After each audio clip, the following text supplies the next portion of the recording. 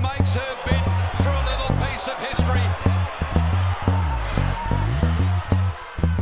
Hello and welcome to the run of the race. Brittany Taylor and Mark Warwood with you to review everything that happened on Detonator Stakes Day, which saw the return of our Perth Cup winner and Star Exhibit, and what a return it was. Yeah, it was a really good return by Star Exhibit, but the star of the day was Fabergino. Wow, she was sensational. Cannot wait to dissect her numbers. That's coming up a little bit later in the program, but for now, let's start at the very beginning, where Seven Castles started your odds-on favourite, but it was Fairview that spoiled the party. Lead immediately tried to slow them down, but Minica had none of that, quickly ranged up to join it. Metro Boys slipped up on the inside as Pike came off the fence with Seven Castles. A length and a half to Fairview, and a similar margin is Olga Louisa. Into the home straight now. They're on the point of the corner. Minica on the outside of Wild on Brook. Pike goes to work on Seven Castles outside Metro Boy from Fairview and Olga Louisa. 200 left to go. Minica reaches the lead from Wild on Brook. Seven Castles. Fairview continues to run on. It's Minica. Seven Castles taking a day. Fairview cuts them down though. It's Fairview with Olga Louisa running on. Fairview. Fairview winning for the second time there in the last 3 starts, and a big performance by the roughie of the field in Olga Louise. Mark, who makes the files? I think the follow horse is clearly Fairview. I don't think they went particularly hard in this race. The figures suggest certainly that they went slower than benchmark, and I thought that would not favour Fairview, but he flew home again, or she flew home rather. A really good win. I think even Sean Casey was a little bit surprised by how well she went. She's the follow horse. The forget horse is Wild on Brook. I just think out of its grade here, back to midweek company, will probably win again. And then the forgive horse has to be Seven Castles. Pretty short in the market, probably too short off what was an impressive trial, winning by over the 5 lengths. Had a little bit of trouble in running as well. And I think the camp have a pretty high opinion of that horse, so I'm sure over a little bit further we'll be seeing Seven Castles in the winner's circle very, very shortly. Now let's have a look at race number 2. It was for the 2-year-olds, and Nakovi, for favourite backers, managed to get the job done. My Fair Valentine, Shadow Shifter and Run Babe is next to last by the 550.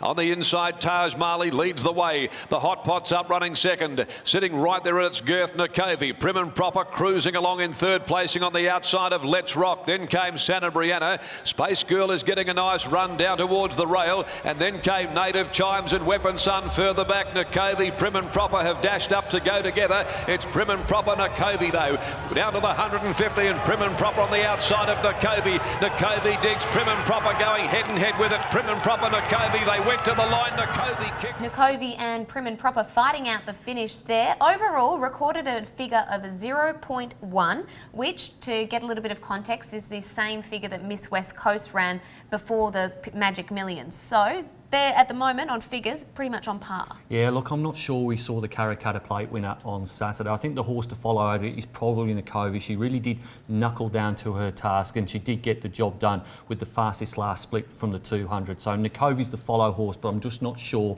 she's the best of Miller's Brigade, certainly in the Karrakatta. The forget horse is Taj Marley. That's some gear changes on Saturday, is now really exposed as being below this level. And then the forgive horse, I think it has to be Prim and Proper, because they gapped the rest. There was 3.5 lengths back to third and Let's Rock. So Prim and Proper was a little bit unlucky to run into Nakovi, otherwise she would have won the race. A very game effort from Prim and Proper.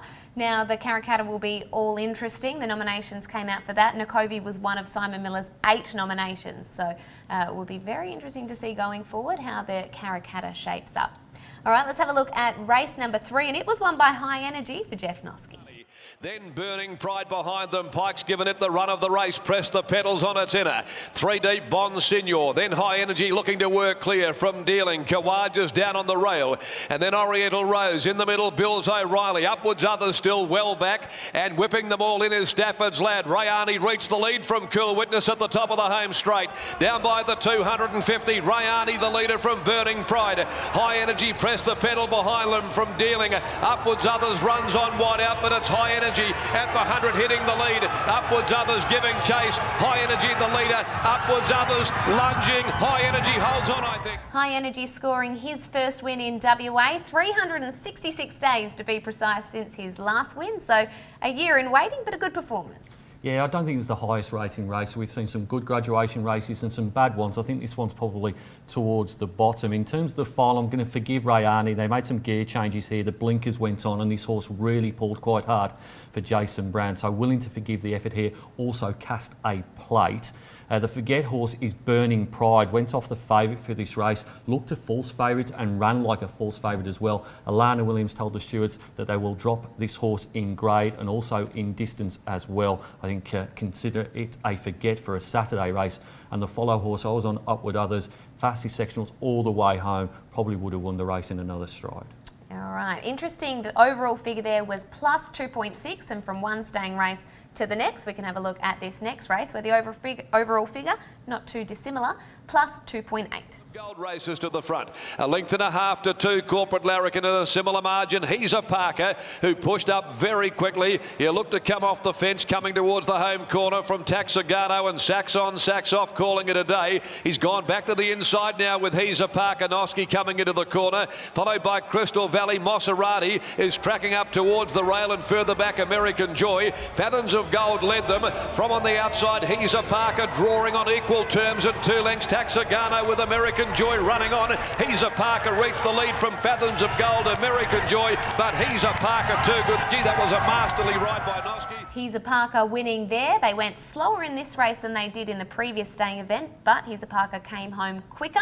Who makes the files? He's a Parker doesn't, but will make note of the training performance here of Heck McLaren. He inherited this horse, this preparation, took the bobble cheeker off, and he's got him running a lot straighter and a lot more tractably in running as well. This horse normally just wanted to lead. They've now got him out the back. He's performed really well on numerous occasions for the Connections. He's won 3 of his last 4 starts. So well done to Heck and well done to the owners as well. Doesn't make the file though. The Follow horse and the Forgive horse is Come Play With Me. They just simply didn't go hard enough for this horse. Did come home with the fastest last 200 metres of the race. I think the 2100 metres did suit, but the tempo didn't. And the Forget horse, talking about tempo, it is Corporate Larrikin, settled second in the run here, off what was a pretty good run last start, probably the best run this horse has put in for quite some time. But if you can't figure in the finish rather off that type of tempo when you're a leader, you're a Forget. All right, so Come Play With Me as well, to Adam's credit. Said he probably thought it was one run away, so definitely one we want to be following into its next start. That is a look at the first 4 races of the day. Coming up after this, let's have a look at Fabagino's big rating. We'll take a quick break and we'll be back right after this. Think all betting companies hold their profits? Not Tab Touch. Not only do we give you a better betting experience on your mic, but out here, a portion of every bet funds a better racing industry. Helps better your race club. Come on! Oh! And helps better local sport. Hey guys! So better your bet with Tab Touch. Don't let the game play you. Stay in control. Gamble responsibly. Welcome back to the run of the race. Now, we mentioned off the top of the program that Saturday saw the return of Fabagino. We were all looking forward to it. 60 kilos, first up, no trial. There were a few question marks, and any doubt that we had about her return went completely out the window. Let's have a look at her enormous performance. 600 left to travel. Now the Liverpool Grey extends and she goes to the lead. Fabagino's a length and a half on Saturia. Back on the fence running third, Dia Della Razza. Fourth is Just a Fluke. More races on the rails is next of all from Hoboken in the middle. Night Voyage covering additional ground back there with another Demon. My Demi Correspondent supposition. But the big girl is well clear. Down past the 200. He snuck a look over the right shoulder on Fabagino. She opened up now. She's 4 in front. She's nearly 5 in front with 100 left to go. Running on is My Demi from Night Voyage, but it's been a brilliant return to racing by Fabagino. Fabagino recording a figure of -7.9 with 60 kilos on her back. It's a big figure. It's a sensational figure. She has run better figures, 12.2 first up, but she did have Fred Kersley on her back that day, carrying only 52 kilos. So these ratings don't take into account weight. She carried 8 extra kilos on Saturday with Peter Nucky in the saddle, and she was sensational. She's certainly the Follow horse here. She kicked off the turn as well. She was the fastest from the 4 to the 2, and the third fastest from the second at the 200 metre to the winning post as well. So she did it at both ends. She was absolutely sensational. The Forget horse is Night Voyage, mainly because he does a lot of things wrong, and he did plenty wrong for Kate Whitten on Saturday. She had to stop riding him on number of occasions. So even though he finished third, I think he's well up in the ratings now and willing to bet around him. And the Forgive horse, well, I think it's My Demi, just simply because she won the race within a race. She would have won this race by a length and a half if it hadn't been for Fabagino. Fastest sectionals all the way home. She will win one eventually, but she's a frustrating watch because she does get back. Yeah, she can be, that's for sure.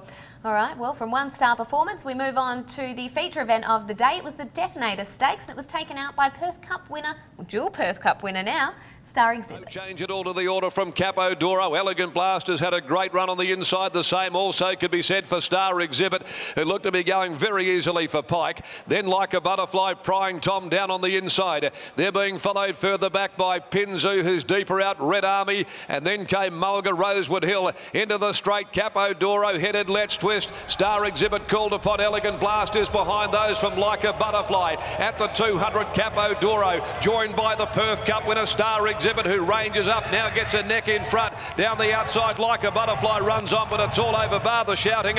He put them away in the Detonator. Star Exhibit and won easily. Star Exhibit winning there, but this is an interesting race to dissect, Mark, because the leader was going plus 9.3, so that's 9.3 lengths above the usual speed for this distance. This race did map as being pretty slowly run. I thought that Capo d'Oro and Let's Twist wouldn't go particularly hard here. I thought Capo d'Oro would lead. It ended up being Let's Twist. And we said on the day that Star Exhibit travelled beautifully in the run. Well, looking at the times, you can see why now. So on the day, we were getting a little bit excited as to how well this horse had rebounded from a Perth Cup. But looking at the data, we probably shouldn't get ahead of ourselves. It was a good win from Star Exhibit, and of all the horses out at this race, he's the one I would like to follow next, but it is with a few caveats. The Forget horse is Elegant Blast. I thought she'd run well on Saturday. She was third at the 600 metre and simply didn't come home. It was an on-speed dominated race, and she was the worst of the on-speed brigade. The Forgive horse, well, that was Like a Butterfly. They didn't go anywhere near hard enough for Like a Butterfly. She had the fastest last 200 metres. She's looking for more tempo.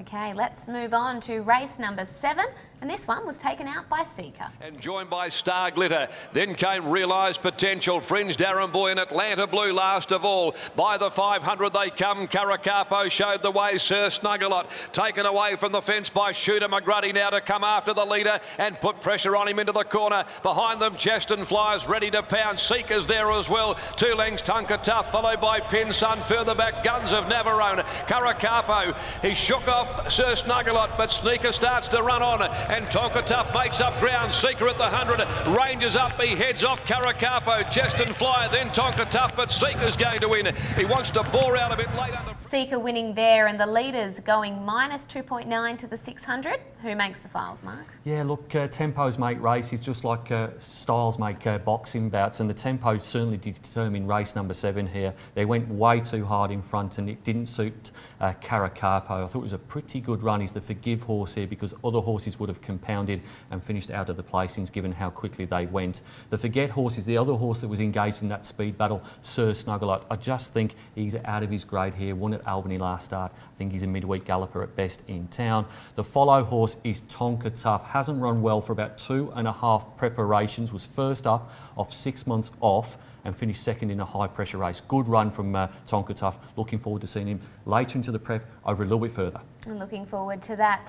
All right, we are up to the last race, and speaking of first up gallopers, this one was won by Turbo Power. Was able to get in, trapped 3 deep around at Strata Cree though. On the rails, Classic Pro, then came Chaya. The Grey Special Delivery is next. 3 Secrets still well back, about 8 from the lead, joined on the fence by Midnight Sky. The last trio, Blackwood River, D-Day, Counter Cat. Into the straight there, Homeward Bound, and Lofty Lad led for the judge, a length and a half. Triple Event, Turbo Power. Down the outside, Warjeune called upon with its run, followed back behind them, Resistance, 4-letter word, they're queuing up. Midnight Sky, Classic Pro getting through as well. Special Delivery joins in. Turbo Power, Midnight Sky driving through along the rail, diving Classic Pro. Turbo Power winning there, but it was Lofty Lad from an outside gate who set the tempo, minus 3.5, so again going pretty quick here. Yeah, Lofty Lad makes the file, but unfortunately it's the bad bit of the file, it's the Forget. I just don't think this horse is an easy ride. I think Lucy Warwick had all sorts of trouble with him at Belmont during the winter when she won on him.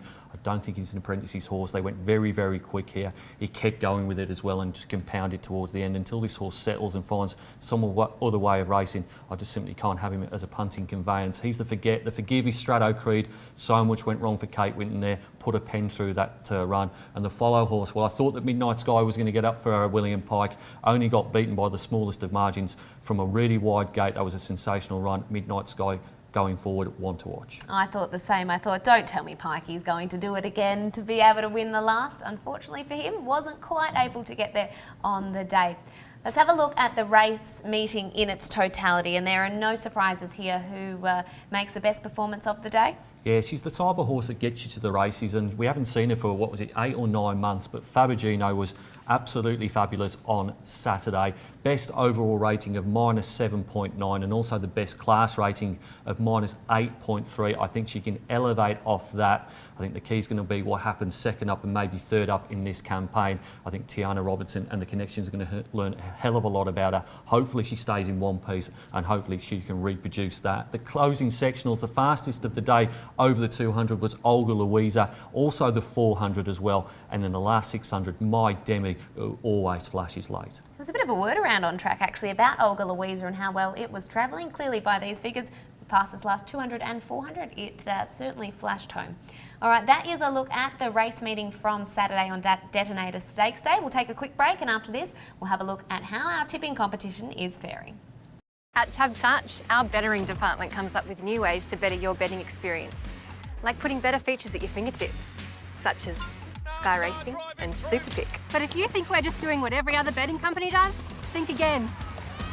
Because we're also giving a portion of every bet to fund a better racing industry. And betting your local.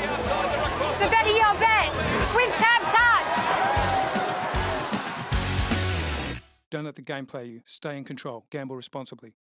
Welcome back to the run of the race, where it is now time to have a look at Perth Racing's tipping competition. And Mark, what would have it taken on Saturday to get the best possible score? A crystal ball, I think. Maybe something like a time travel machine out like Back to the Future, because I challenge anybody to have got near the total score of 3,073 that was on offer. Some really big price winners: Fairview, High Energy, Seeker, and in the last nifty Neville Parnham with Turbo Power. And you would have had to have Turbo Power as your best bet. Let's have a look at what our winner selected. And of course, they had Turbo Power as the best. Yeah, they also had 0 points going into race number 7, but it all came together for Ian McGugan, otherwise known as Googs. He had Tonka Toff in race number 7 for the place at $10, and then the big bet on Turbo Power, but he came from absolutely nowhere, Winks-like. That's what he did. Let's have a look at the top 8 leaderboard. Unfortunately, it doesn't see him get into that top 8, with the top score at the moment still being 4,813, and that's held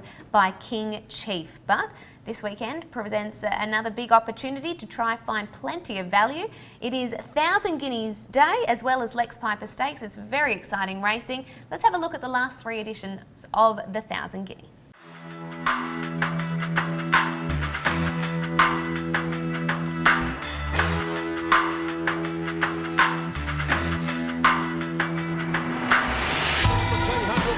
Arcadia Dream, though, draws level with her now. Arcadia Dream, Dreamtime Dancer, though. She won't give in, she fights again. She's now got to head back in front. Dreamtime Dancer from Arcadia Dream. Dreamtime Dancer all the way at the 1,000 Guineas.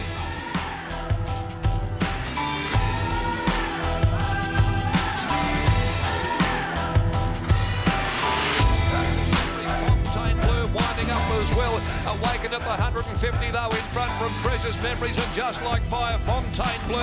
It's Awakened in front from Precious Memories. Awakened desperately ridden, however, and Awakened with the 1,000 Guineas.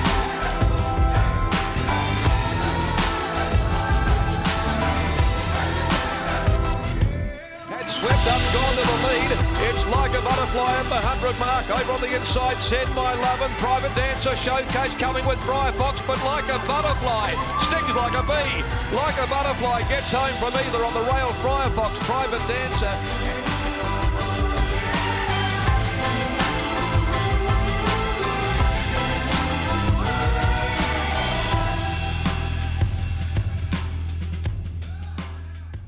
Like a Butterfly winning the most recent edition there. It was in fact the last race she won. We talked about her a little bit earlier in the program. Hopefully another win is very near for Like a Butterfly. Now let's have a look at the Lex Piper Stakes in the last 3 editions.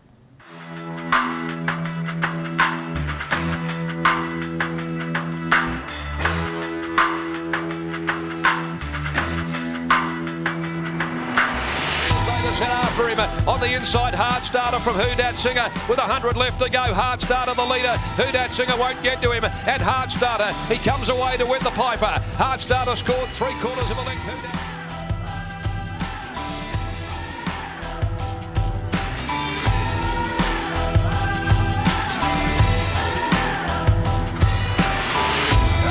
Around them, gets into the clear and finishes hard. So Western Temple, Regazo Dioro about to be joined by Gangbuster. Western Temple's fighting hard, but Gangbuster with a head in front, drawing clear, and Gangbuster goes home to beat Western Temple by 3/4.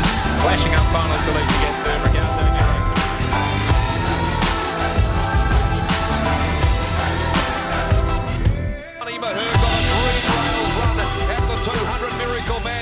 He's a Parker. Media Baron switching back to the fence. Here comes action down the outside. Miracle Man in front from Sentimental Friend getting into the clear in action, but it's Miracle Man. Miracle Man home in the Lex Piper.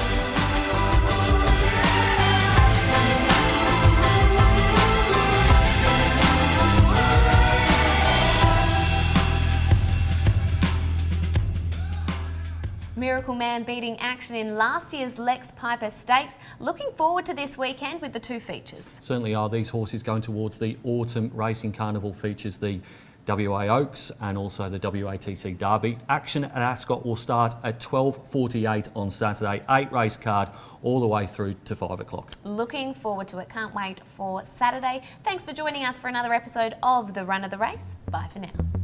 He makes her bid.